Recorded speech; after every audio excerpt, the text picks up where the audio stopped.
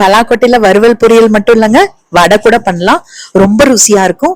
நல்லா வெளியில கிறிஸ்பியா உள்ள சாஃப்டா ரொம்ப சுவையா இருக்குங்க. ஒரு குட்டி கப்ல 1 கப் அளவுக்கு கடலைப்பருப்பு எடுத்திருக்கேன்.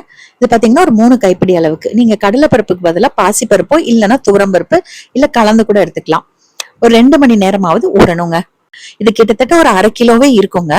அதை வந்து தோல் உரிச்சிட்டு குக்கர்ல போட்டுட்டு, இது கழுவிதான் நான் வச்சிருக்கேன், அதனால அப்படியே குக்கர்ல சேர்த்து ஒரு 2 அல்லது 3 டம்ளர் தண்ணி ஊத்தி குக்கர்ல ஒரு 5 விசில் வச்சு எடுத்துக்கலாம். ஏன்னா இந்த பலாக்கொட்டை நல்லா வேகணும். நல்லா ஆவி இறங்கினதுக்கு அப்புறமா ஓபன் பண்ணி அந்த தண்ணி வடிச்சுக்கலாங்க. பலாக்கொட்டை கொஞ்சம் ஆறட்டும்.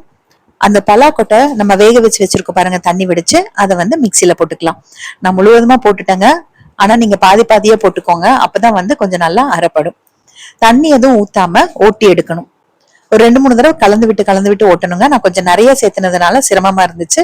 நீங்க பாதி பாதியா சேர்த்து மிக்சில பொடிச்சுக்கோங்க. ரொம்ப நைஸாக தேவையில்லை, அந்த உருவம் தெரியாம பொடிச்சுக்கோங்க. பலாக்கொட்டை ஏதாவது அரைப்படாம இருந்ததுன்னா அதை எடுத்து அந்த மிக்சி ஜார்லயே சேர்த்துக்கோங்க. நல்ல ஒரு பெரிய துண்டு இஞ்சி 3 வெட்டி சேர்த்துக்கிறேன்.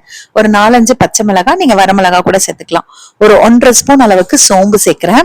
ஒரு 3/4 ஸ்பூன் அளவுக்கு கல்லுப்பும் சேர்க்கிறேங்க. இதை முதல்ல ட்ரையா ஓட்டி எடுத்துக்கலாம். நான் தண்ணி வடிச்சு வச்சிருக்கேங்க கடலைப்பருப்பு. அதுக்கப்புறம் அந்த கடலைப்பருப்பை நம்ம மிக்சியில போட்டுட்டு நல்லா கொஞ்சம் பொடிச்சு எடுத்துக்கலாம். ரொம்ப நைஸ் ஆக வேண்டாம். இதுவுமே 2-3 தடவை கலந்து விட்டு சும்மா போட்டு எடுத்தீங்கன்னா போதும். கொரன்னு இருந்தா போதும்.